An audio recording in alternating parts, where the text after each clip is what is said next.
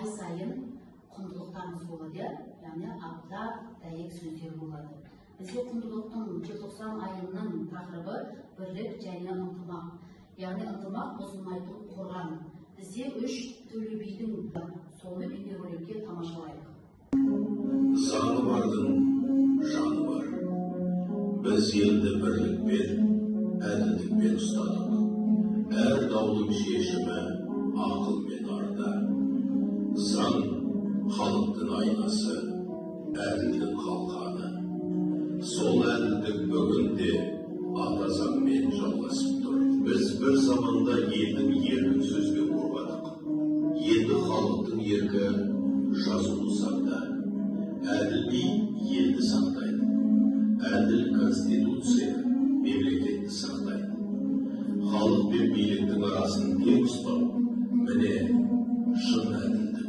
Біз 7 жарғы жазып, елге тәртіп орнаттық. Сол рух бүгінгі конституцияда өмір сүріп тұр. Ата заң елдің діңгегі. Заң үстем болса, мемлекет мықты. Бірлік пен әділдік жолынан таймаңдар ұрпағым. Осы біздер қандаймыз, талабы биік қалдаймыз.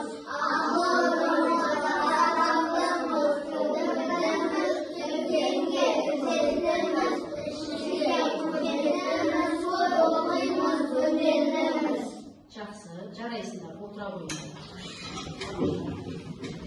Балалар, қандай көңіл күйдесіздер бүгін? Жақсы. Өздеріңізді қалай сезінесіздер? Керемет, иә? Ізденіс пен тапқырлыққа дайынсыздар ма? Иә. Жақсы. Ал балалар, бүгін біз сабағымыздың мақсатын білім шыңына, жаңа тау шыңына шығу. Білім шыңына шығу үшін неше түрлі кедергілерден өтуіміз мүмкін. Қиыншылықтар болуы мүмкін. Бірақ қиындықтан қарамастан биік шыңына жетеміз деген ойдамыз. Ал енді балалар, екі топқа бөлінеміз.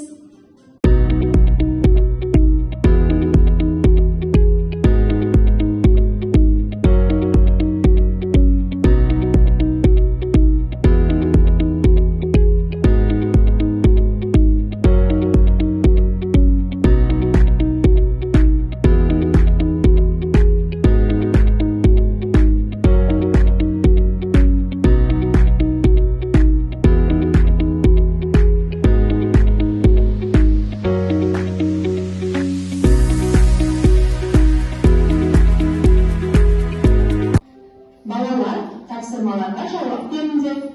қай топтайын балалар кәлеки? Ал Нұрбибі айта қой. Әуелгі мақта қалай сипатталған? Мақта өткізген, Жақсы, жұмсақ. жұмсақ сипатталған. Келесі, ал Жансұлтан айта қой. Сұрақты оқи қой. Қазақстанда мақта қай жақта Өсіріледі. Қай облыста өсіріледі деген мақта? Түркістан облысы. Тамаша. Айта қой. Рамаза. Мақтадан келер алған.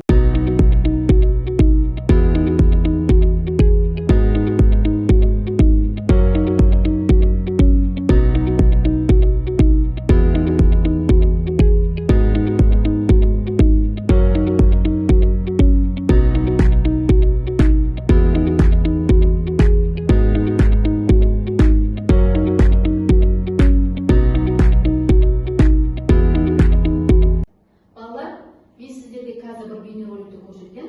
Біз жаңа сабақта ашу үшін осы бейнероликті тамашалайық.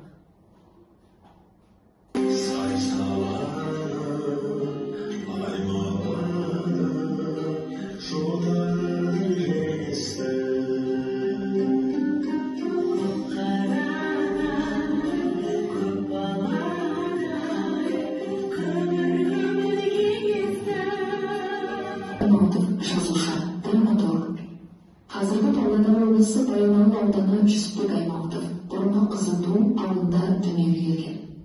Балалар, бүгін біз Жүсіпбек Аймауытовтың Қарақожа романынан үзінді туған жер шығармасымен танысатын боламыз. Туған жер, ыстық қой, шіркін, туған жер. Туған жерге жеткенше қайтып дәтің шыдайды. Кім сүймесін өз жерін. Қалыпқожа туған жерін жанындай сүйіп, туған жерін еске түскенде іші бауыры ет жүрек өртенгендей күйіп, елінің жетерге ұшарға қанаты болмайды. Әлден уақытта ауыл төбесі биік көрінді. Қалыпқожа бала күнінде анау қойтастан жуа теруші еді. Бұзауды таба алмай шаршап отырып ұйықтап қалушы еді. Ауылының қарасы көрінгенде ғана Қалыпқожа әжесінің есіне алды. Әжем қалай қуанар екен? Көзінен жас ағып, өлмелер ағатайым жоқ екен-ау. Көзінен мөлтілдеген жас келді. Жасын тыя алмай ауылдың бәрі бұлдырап көрініп үйіне жетті. Есік алдында кенжетай топай ойнап жүр екен. Қалыпқожаны көре сала ағатайым деп тұра жүгірді. Қалыпқожа болып жатыр. Арбадан түсіп түспестен жеңкілдеп әжесі де бас салды. Ал балалар бейнероликті тамашаладық, иә? Бізді балалар жаңа тақырыбымыз, яғни өздеріңіз көрдіңіздер, мәтінде айтылғанда туған жер туралы бейнеролик көрдік, иә? Яғни бейнероликте бізде кімнің әңгімесі екен? Аймауыттың әңгімесі екен, иә? Ол кісі кім екен сонда? Жазушы, ақын, драматург екен, иә? Яғни біз ена жерге қараймыз, сөздікпен жұмыс жасаймыз, дәті шыдамады, сабыры таусылу керек. Яғни дәті шыдамады деген қай деді?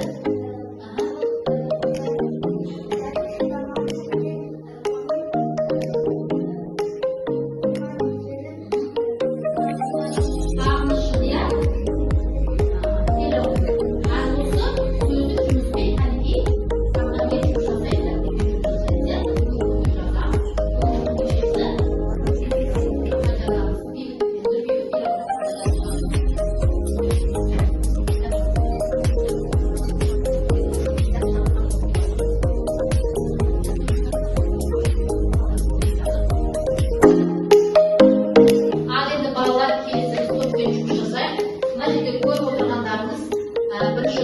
Бірінші топқа, яғни қыннен бейнесін көрдіңіз. Туған жердің бейнесін көрдіңіз. Осы сіздерге суреттерді пайдаланып, өздерінің туған жерлерінің бейнесін құрастырасыңдар. Яғни құрастырған суреттер бойынша астында тірек сөздер көп. Яғни сурет арқылы шағын ғана әңгіме құрасыңдар. Жарайды ғой, иә? Тірек сөздер айтып, бірінші топ. Екінші топ, берген сөздерден Қалыпқожаның, яғни мінезін ашасыңдар. Жарайды ғой?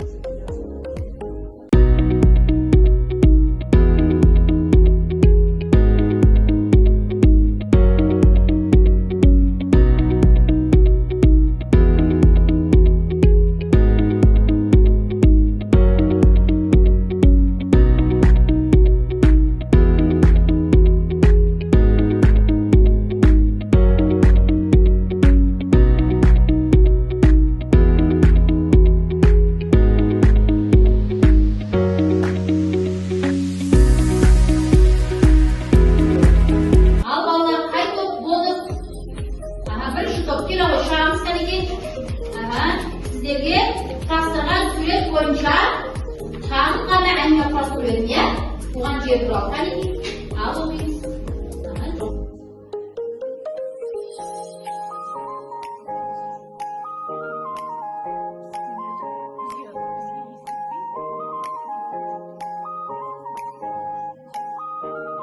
Жақсы, келесі топ дайынбыз ба?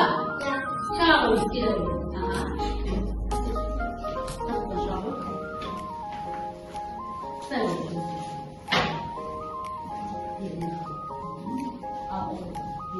Берілген сөздерден Қалыпқожаның мінезін ашатын сөздерді тауып, Қалыпқожаға мінездеме берді. Мінездеме берді ба? Айта ғой. Туған жерін ерекше сүйеді. Одан кейін? Отбасы мен туыстарын қадірлейтін. Сезім тауып жүрегі жұмсақ. Өткенде құрмет көрсететін.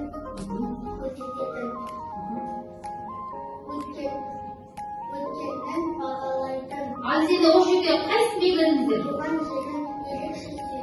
Дұрыс, туған жердің ерекше сүйетін, иә, Қартқожаның, иә? Дұрыс айтасыңдар. Отыра ғой. Тамаша, жарайсыңдар. Кәдімгі шапалақтап қояйық бір-бірімізді. Тамаша. Ал енді балалар сүйретіп алайық, иә? Біз өзіміз шашағаншамыз, иә? Орнымыздан тұрайық, бір сүйретіп алайық. Кәдімгі бәріміз сүйретіп шығайық. Kara çorba olmasa, zeytin sen de gelerle, Hazreti böyle dinlese, Mısır sen de gelerle, Ağlamak iş olmazlar, kırılmışım koymazlar, O bir de yenge peynirler, Kovalaydı olmazlar, Ağlamayın, bastırırsa şartları, Kara çorba Dimulai. Tanrısı bilir, Kara çorba olmasa, koydum sen de kendimi. Kara çorba olmasa, koy desene koymana. Koşarlandım şartlara, neler solvay koymana. Kirlilerine kanlayla, neler solvay kırmayla. Oynarız başamana, dillerimde donlayla. Maşa. Al ballar bir sevdim aldı var. Жақсы. Балалар, жұптық жұмыс. Алдарыңызда мынау жүппен жұмыс жасаймыз. 4-ші тапсырмаға қараймыз оқулықтағы. Қартқожаның кімдер нені сағынған бойынша, сол 2 жүп бойынша осы сұрақтарға жауап жазасыздар. Одан кейін дәптерге жазамыз. Жарай ма? Ал Қанекей.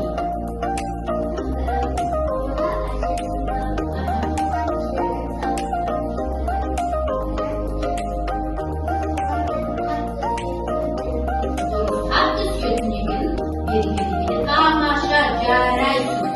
Өте тамаша. Енді балалар 5-ші тапсырмаға қарайықшы. Бізде 5-ші тапсырмада әңгіме құрастырыңдар дейді. Сағыныш деген не? Шағын ғана әңгіме құрастырамыз. Кәнекей, иә? Ал, өзіміз шағын ғана әңгіме құрастырамыз.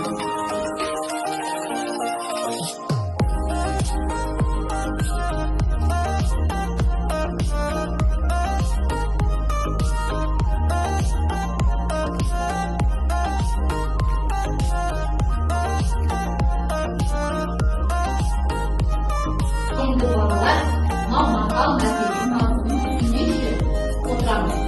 Туған жердің ауасы да шипа, туған жердің шипасы да тәтті.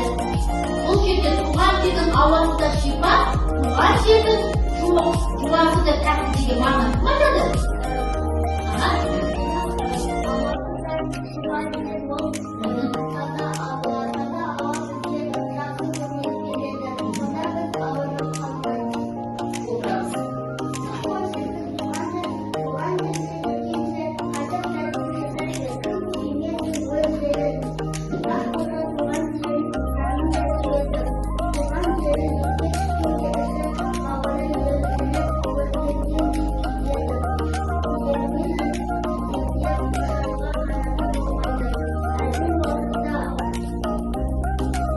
Ал енді балалар, біз мына сұрақтарға жауап берейік. Қайын топтайын, Кәнекей. Ал, Нұрбек айта ғой, сұрағыңызды оқи ғой. Дұрыс, тамаша, туған жер әсер етті. Келесі сұрақты оқи ғой.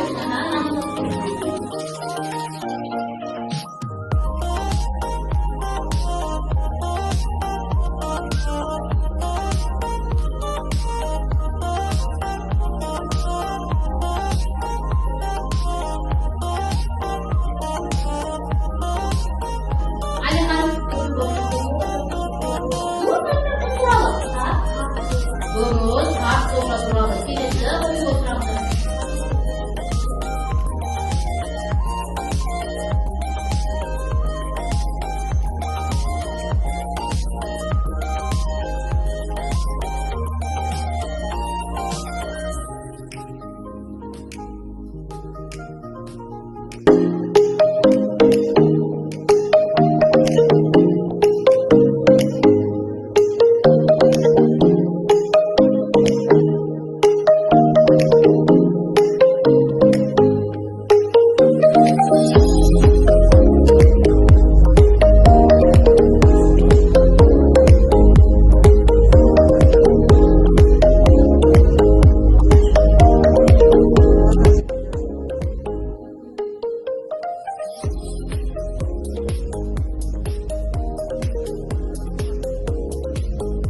оқушы балалар бүгін сіздерге сабақты түсінікті болды ма? Яғни біз бүгін кім туралы дедік? Романның өзін түсіндірді, иә? Оны жазған кім екен? Аймауыт, иә? Ол кісі қай жерде дүниеге келді? Баян ауылы. Дұрыс. Өте тамаша. Енді бүгінгі сабағымызды кері байланып берейік. Яғни бәрі түсінікті болса жасылға барамыз, айтарым бар болса сарыға барамыз, түсінбесеңдер қызылға апарасыздар. Жарай ма? Қолында тикет бойынша апарып жақсы шығасыздар.